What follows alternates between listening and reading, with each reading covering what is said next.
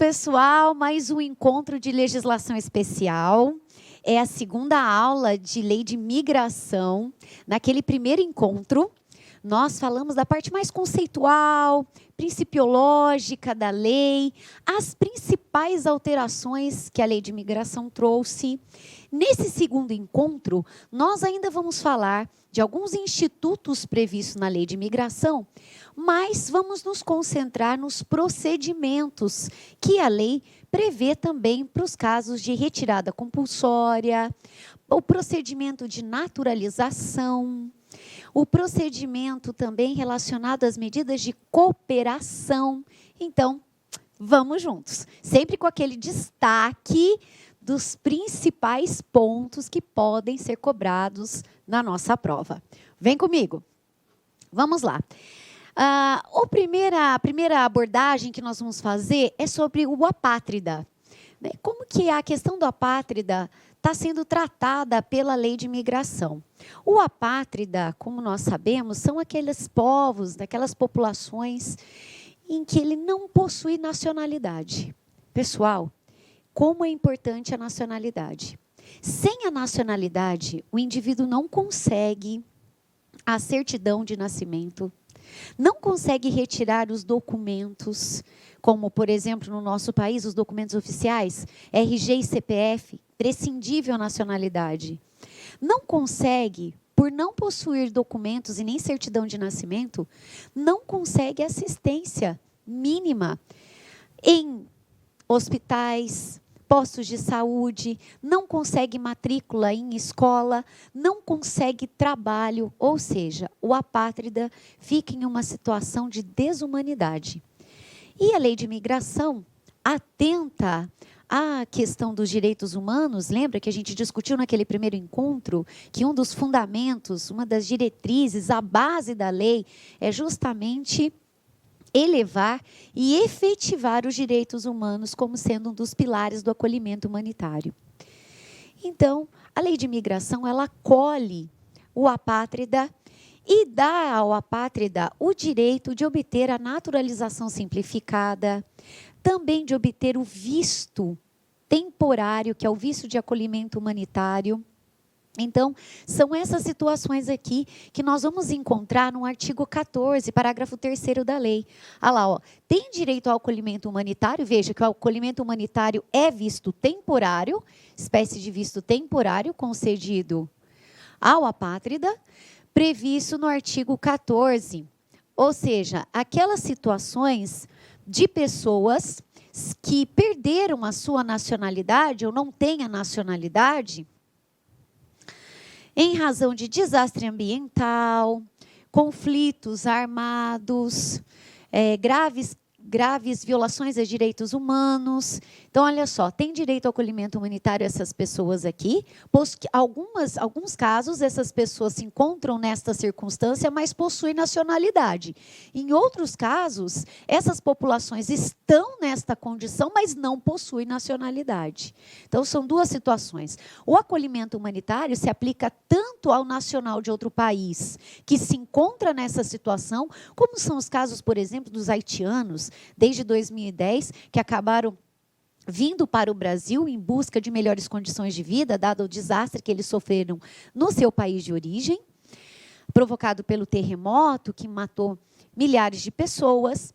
E temos o caso mais recente também de acolhimento humanitário dos venezuelanos, dada a grave crise política e institucional que ocorre naquele país. Mas são nacionais de outros países. Então, o acolhimento humanitário pode ser tanto para esses nacionais de outros países, como do apátrida, aquele que não possui nacionalidade, que se encontra, ele vem para o Brasil justamente fugindo dessa situação de desastre ambiental, conflitos institucionais, conflitos armados, graves violações de direitos humanos. Ele é acolhido no nosso país, recebe um visto temporário e ainda tem direito a um processo de naturalização simplificado. Por que isso? Porque o governo brasileiro entendeu que, conferindo ao apátrida a possibilidade de um processo de naturalização simplificado, mais rapidamente ele vai ter direito àqueles direitos também conferidos aos nacionais.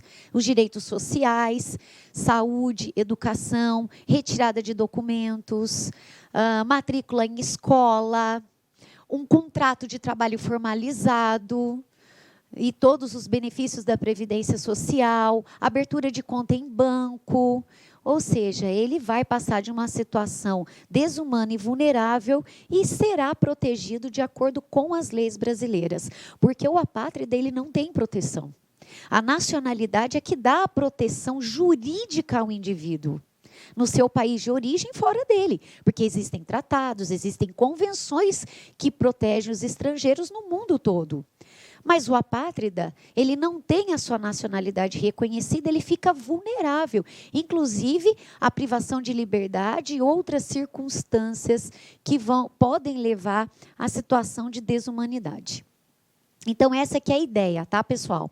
Muito bem. Nós temos um outro instituto também, que é o Instituto do Asilo. Asilo já é diferente de apátrida. A condição de asilo é o pedido de proteção ao Estado brasileiro daquele indivíduo que se encontra perseguido no seu país de origem por sua opinião política, por questão racial ou religiosa. Ele busca a proteção do Brasil e ele também é acolhido aqui no nosso país. Por essas circunstâncias. Veja que não podemos confundir asilo com pedido com os refugiados. Refugiados são pessoas, várias pessoas, que vêm para o nosso país em busca de proteção, por alguma circunstância. Pode também ser política, mas pode ser outra. O asilo, esse indivíduo, pessoa determinada, geralmente um indivíduo, ele busca proteção, no nosso caso, do Estado brasileiro, porque no seu país de origem ele está sendo perseguido. Perseguido por que razão, professora?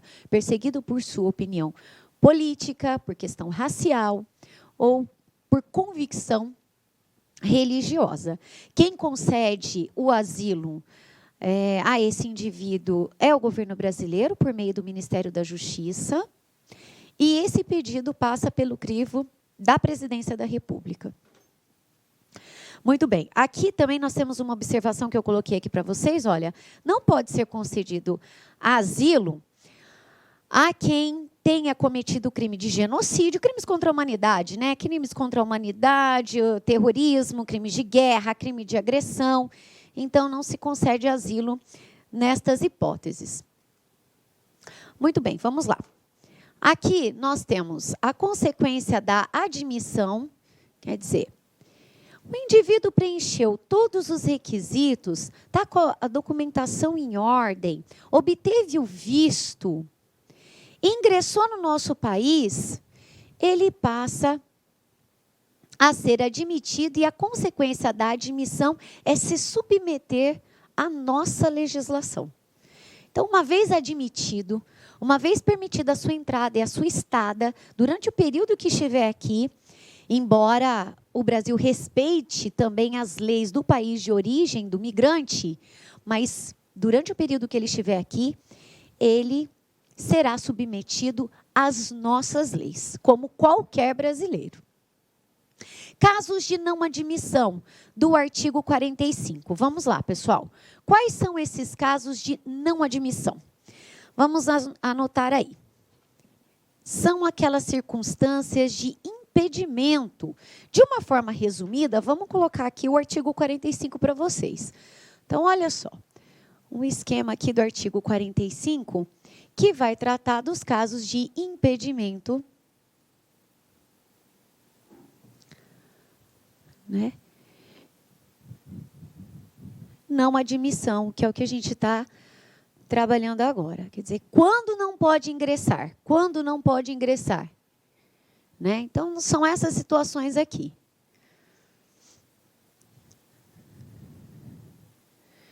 Já tiver sido expulso, quer dizer, já passou pelo processo de expulsão.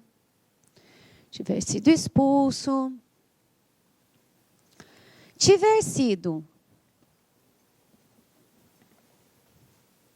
certo? Condenado ou respondendo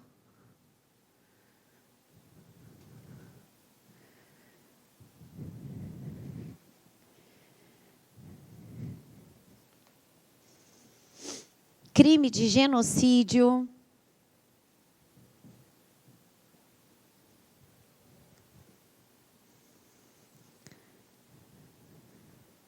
ou crimes envolvendo violação, grave violação de direitos humanos.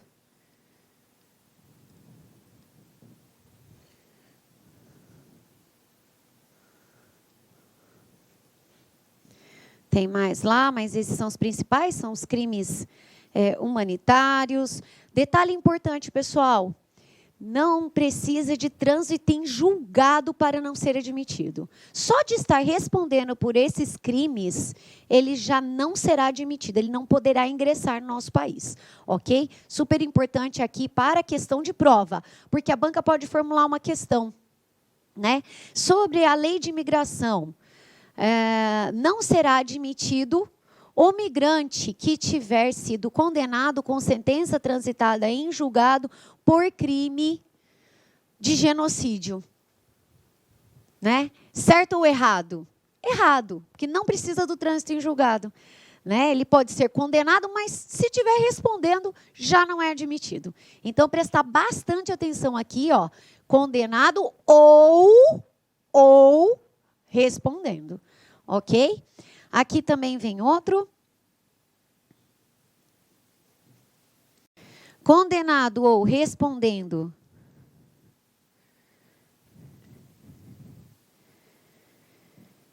Crimes graves, né?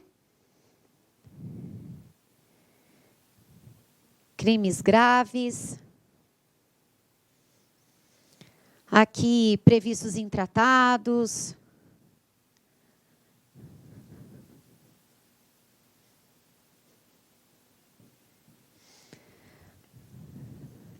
Também uma outra situação, aqui ó, pessoal, ó, condenado ou respondendo, não precisa de trânsito em julgado, ok? Caso também de não admissão, quando o migrante tiver restrição judicial, por exemplo, está respondendo procedimento criminal no seu país de origem, ou processo, ou já tem uma condenação e tenta ingressar no Brasil. Causa de impedimento. Não poderá ingressar, ok? Essa é a restrição judicial. Caso de restrição judicial também vai impedi-lo de ingressar no Brasil. E temos uma outra, importante aqui para nós, que é o caso de violação aos nossos princípios, às normas previstas na Constituição Federal. Vou colocar aqui.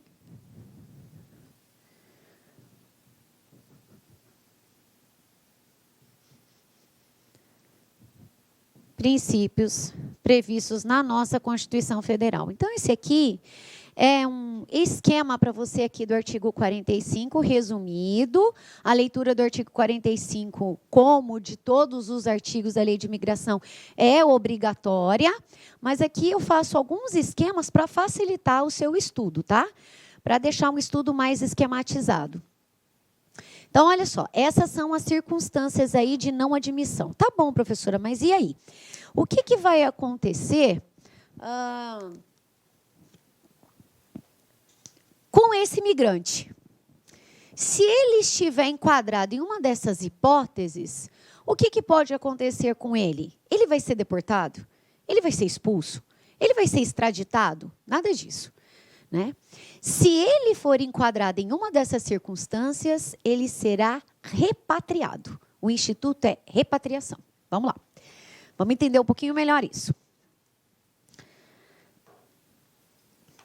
Perdão, pessoal. Deixa eu só... Para a gente voltar à tela aqui. Vamos entender, então. Então, a consequência de não ser admitido é a repatriação. Pode anotar isso no seu caderno. Até porque a banca gosta de perguntar sobre esses institutos, né? Quais as hipóteses de deportação? Quais as hipóteses de repatriação? Quais as hipóteses de expulsão? E a extradição? Como é que fica? Ok? Então, nós vamos conversar aí sobre isso. Anote aí, então, que os casos de impedimento da presença, né, dos impedimentos do artigo 45, vai levar à repatriação. Ok? Então, vamos lá. Olha lá. Consequência da não admissão. A consequência da admissão nós já vimos, vai submeter à lei brasileira. Não admissão, artigo 45, fizemos aquele esquema. Aqui, ó, medidas de retirada compulsória. A não admissão, pessoal, a não admissão, por aquelas circunstâncias lá do artigo 45, vai provocar a repatriação, que é uma das modalidades de retirada compulsória prevista na lei de imigração. Então, grava isso, beleza? Vamos juntos. A deportação. E a deportação, professora? A deportação é a entrada ou a estada irregular do migrante no Brasil. Então, olha só. Enquanto a repatriação é a não admissão, é o não ingresso, é aquele sujeito que chegou na zona de fronteira, a Polícia Federal está lá, porque lembra que a gente viu na primeira aula que cabe à Polícia Federal essa fiscalização do controle migratório nas fronteiras, ok? Então, o estrangeiro está na linha de fronteira e pretende ingressar no Brasil. A polícia pede a sua documentação, ele não ingressou. A Polícia Federal pede a documentação desse imigrante. Analisa aquela documentação, passa as informações e aí tem conhecimento de que esse imigrante possui uma daquelas causas de impedimento do artigo 45 que a gente viu. Já foi expulso do Brasil, já sofreu processo de expulsão no Brasil, por exemplo. Aí ele não vai poder ingressar. A Polícia Federal mesmo tem a competência, neste caso, para o processo de repatriação, ou seja, vai devolvê-lo para o seu país de origem. Ok? Essa que é a situação. Então, repatriação, ele não ingressou. No momento que ele foi tentar ingressar, em razão da presença de uma daquelas hipóteses de impedimento do artigo 45, ele não pôde entrar. Então, ele vai voltar para o seu país de origem, ou do local onde ele veio, ok? Muito bem. A deportação já é diferente. A deportação é a entrada irregular ou a estada no nosso país de forma irregular, certo? E a expulsão? Qual vai ser a situação que o procedimento administrativo vai ser expulsão? Caso de condenação por crimes. Crimes graves, em que há pena privativa de liberdade, ou os crimes humanitários, genocídio, guerra, terrorismo. Esse migrante, ele vai responder a esse inquérito e processo de acordo com a legislação brasileira, vai cumprir a pena no Brasil e, terminado de cumprir a pena, ele é expulso do país. Ele volta para o seu país de origem. Então, vamos juntos. Agora, nós vamos ver, então, o procedimento de cada um desses institutos aí. Vamos ver a... Deixa eu só colocar aqui. Isso. Medidas de retirada compulsória, então. Vamos fazer aqui um esquema para facilitar o nosso estudo. Vamos lá. Medidas de retirada compulsória. Nós temos, então, pessoal, a repatriação. A repatriação, quando houver a presença daqueles impedimentos do artigo 45.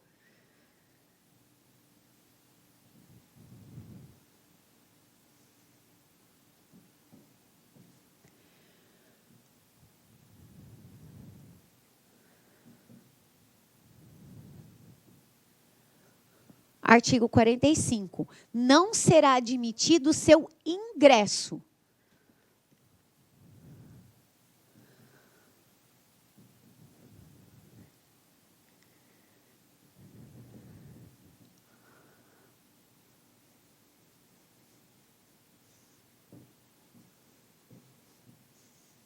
O seu ingresso no país, ok? Deportação, olha aqui, diferente já. Deportação é a entrada ou estada irregular. Tá com documento irregular, né? A documentação é irregular ou conseguiu entrar sem possuir a documentação exigida, visto, tá? Então, vai se caracterizar aqui, então, a deportação pela entrada ou a estada. Vamos focar nas palavrinhas, pessoal. Olha, a banca ama, né? Ama pegar o candidato aqui com os termos. Então, vamos lá. Repatriação e impedimento. Deportação, documentos irregulares, né? A entrada ou estada irregular.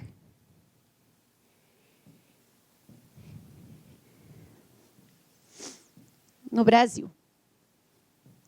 Tá. Mas que entrada ou estado irregular é essa, professora? Documentação irregular. Não apresentou as documentações exigidas e entrou, ou quando entrou estava com a documentação regular, mas não poderia permanecer ou desviou a finalidade, né? Tinha visto para turismo e agora está já residindo e trabalhando. O que vai acontecer e qual é a novidade da lei de imigração? Vem comigo. Olha só. Embora a deportação seja medida de retirada compulsória, ela não é esse procedimento ele não é sumário. Agora a lei de imigração prevê contraditório, a ampla defesa, para que esse migrante possa regularizar a sua situação antes da deportação. Então, essa é a maior novidade. Então, vamos lá.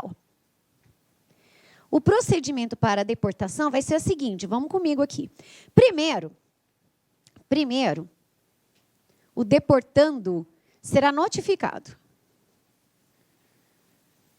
Primeiro tem uma notificação para regularizar a situação.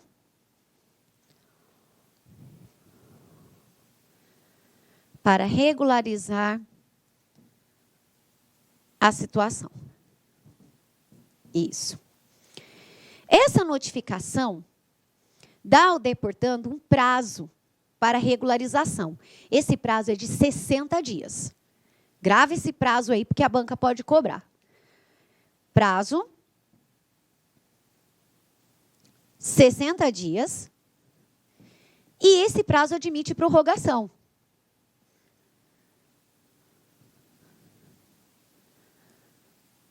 Tendo ser prorrogado.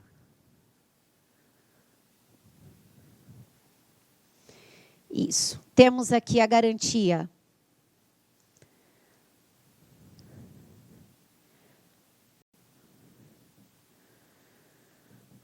Contraditório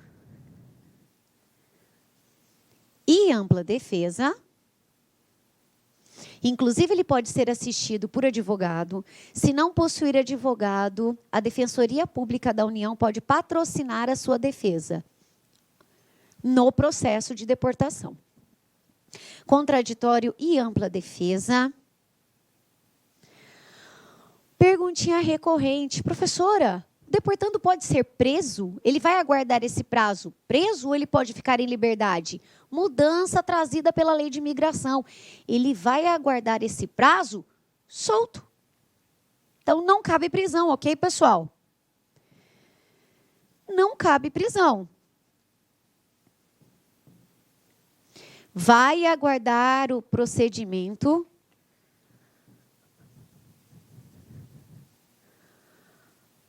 Aguarda a conclusão.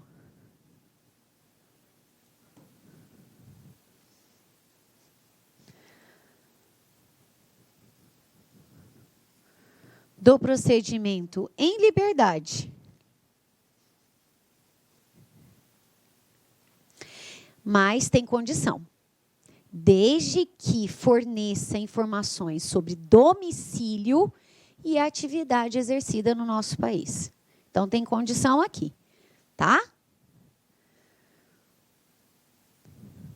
Domicílio e atividade exercida no nosso país. Então, vamos recapitular? Aqui a palavra importante para nós, repatriação, não ingressou. Chegou na zona ali de fronteira, tentando ingressar, a Polícia Federal verifica que não tem a documentação, tem a situação, ou está naquelas situações, ou melhor, está naquela situação de impedimento, já foi expulso, está respondendo processo, já foi condenado, crimes humanitários, crimes graves, existe restrição judicial, houve violação à Constituição Federal, será repatriado. Ele nem entra, não ingressa. Não é admitido, beleza? Deportação. Entrou no nosso país, ou está no nosso país, mas está de forma irregular, não está com a documentação em ordem ou exigida, entrou com uma finalidade, para o visto, para uma finalidade, mas já está em outra. Nesse caso aqui, como ele já entrou, ele vai passar pelo processo, a medida aqui, no caso de retirada compulsória, vai ser a deportação. Mas a deportação não é procedimento sumário. Encontrou irregular, já manda de volta. Não. Tem um processo, garantida ampla defesa e o contraditório. Notificado, prazo, 60 dias. Pode ser assistido por advogado. Não vai aguardar esse prazo. Preso, aguarda em liberdade, desde que forneça endereço de domicílio e atividade exercida. Ok? Concluído o prazo. Regularizou? Vai permanecer no Brasil. Não regularizou, vai ser deportado. Quem executa a deportação? Polícia Federal. Certo? Muito bem. E a expulsão? Que é uma outra circunstância. Vamos lá.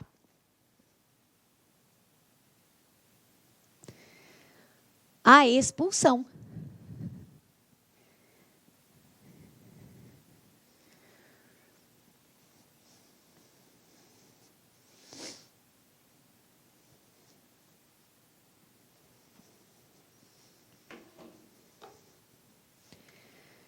Outra medida de retirada compulsória, que é o que nós estamos falando aqui.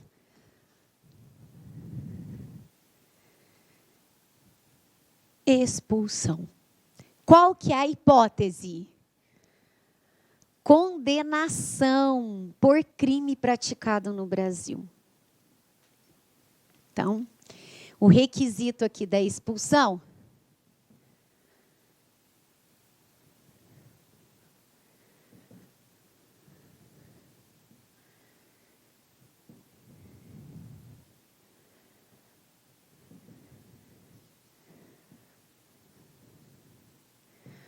a condenação por crime praticado no Brasil. Como que vai funcionar? Então, olha só, vai ser assim, ó. Responde pelo crime. Responde pelo crime. Então, o migrante ele vai responder pelo crime de acordo com a legislação brasileira. Então, a medida de retirada compulsória, outra medida é a expulsão, né? Como eu falei, o procedimento vai ser: responde pelo crime de acordo com a legislação brasileira. Isso. Depois, cumpre a pena. Cumpre a pena de acordo com a nossa legislação. E depois de terminar de cumprir a pena, após o término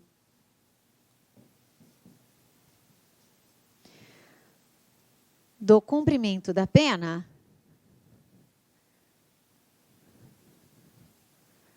é expulso. Volta para o seu país de origem e fica impedido de regressar. Ok? Então, a medida de expulsão, qual vai ser o requisito? Diferentemente da repatriação, que é a presença das circunstâncias, das hipóteses de impedimento. Diferentemente da deportação, que é a entrada ou estado irregular. A expulsão é mais grave. É aquela situação em que o migrante pratica crime no Brasil. Responde, de acordo com a nossa legislação, cumpre pena no Brasil e, após cumprir a pena, então, ele é expulso do nosso país e fica impedido de regressar. Olha só, vamos agora ver aqui. Ah, professora, mas tem exceção?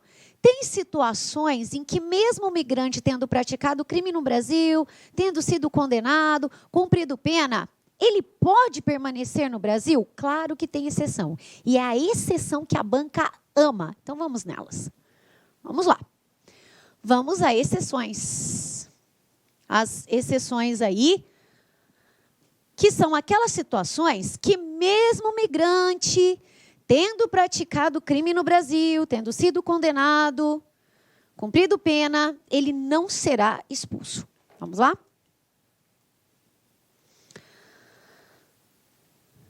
Aqui, pessoal, quais são essas circunstâncias, então? Elas estão lá, olha.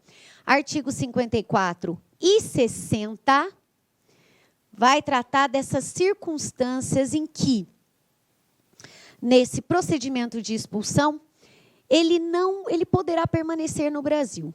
Tá? Então, quais são essas circunstâncias? Filho brasileiro, cônjuge brasileiro, são circunstâncias que vai fazer que, mesmo nessas hipóteses, ele permaneça no Brasil. Tendo ingressado no Brasil até 12 anos e ter morado aqui desde então, o condenado ser maior de 70 anos, da época da conclusão do procedimento, e já morar no país há mais de 10 anos. Então, essas 4 circunstâncias aí vão fazer com que esse migrante, mesmo condenado e tendo passado por todo esse processo, de acordo com a nossa legislação, ele não seja expulso do país. Ok? São essas as circunstâncias, estão lá no artigo 54 ao artigo 60 da Lei de Imigração. Vamos lá. Prosseguindo. A naturalização. A naturalização é um procedimento também para que o migrante, o nacional de outro país e o apátrida, ele possa obter o direito e ser protegido de acordo com as nossas leis.